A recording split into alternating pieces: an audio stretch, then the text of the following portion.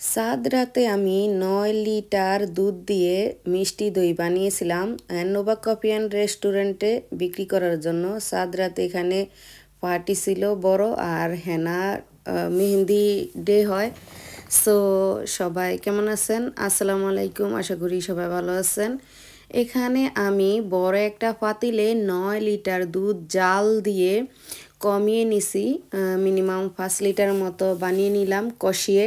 সাথে আমি গুঁড়া দুধও অ্যাড করেছিলাম, সেটা আমি স্কিপ করে ফেলেছি কারণ টাইমের জন্য লং ভিডিও করতে পারি না।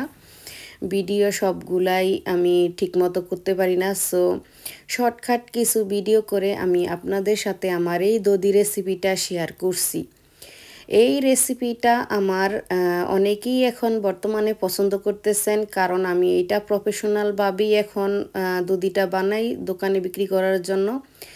দধি কষানো হয়ে গেছে, দুধটা কষানো হয়ে গেছে, ক্যারামেল করেছিলাম, ক্যারামেলও স্কিপ করে ফেলেছি।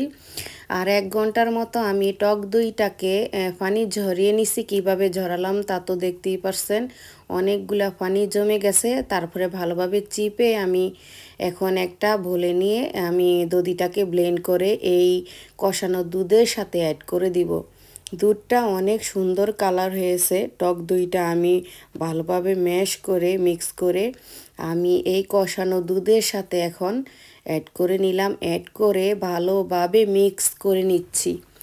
দধিটা আমি দুধ অত ঠান্ডা করিনি, উমটা বেশি গরম রাখাও যাবে না, আবার অতিরিক্ত ঠান্ডাও করা যাবে না, মিডিয়াম রেখে তারপরে টক দই মিক্স করতে হবে, কারণ টক দই সবসময় ঠান্ডা থাকে আর ঠান্ডা হয়ে গেলে দধি বসে না।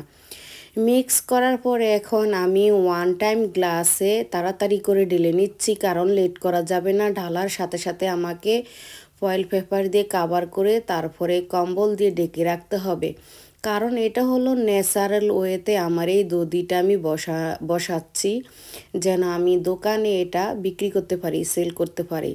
সো আমি স্লোলি ঢালা হয়ে গেছে। এখন আমি ব্ল্যাঙ্কেট দিয়ে ঢেকে রেখেছিলাম। মর্নিং টাইমে আমি ব্ল্যাঙ্কেট উঠিয়ে দেখি মাশাল্লাহ অসাধারণ হয়েছে আমার সুইট ইয়োগার্ট মিষ্টি দধিগুলা।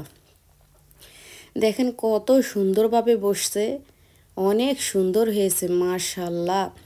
যারা যারা আমার মতো মিষ্টি দধি পছন্দ করেন, আমি আমার পছন্দ থেকে এই রেসিপিগুলো করি দোকানে বিক্রি করার জন্য। সো আমার মতো যদি দধি লাভার থাকেন, সবাই আমার ভিডিও দেখে লাইক কমেন্ট করে আমার পাশে থাকবেন। আর আমার দধি রেসিপিটা কেমন হয়েছে অবশ্যই আমাকে ভোট দিয়ে জানাবেন। অবশ্যই কমেন্টের মাধ্যমে সবাই আমার সাথে কন্ট্যাক্ট করবেন। অনেকেই মনে করেন যে আমি কমেন্টের রিপ্লাই দিই নাই, অবশ্যই আমি রিপ্লাই দিই, সময়ের কারণে একটু লেট হয়ে যায়। সো আশা করি সবাই ভালো থাকবেন। আল্লাহ হাফেজ, বাই বাই।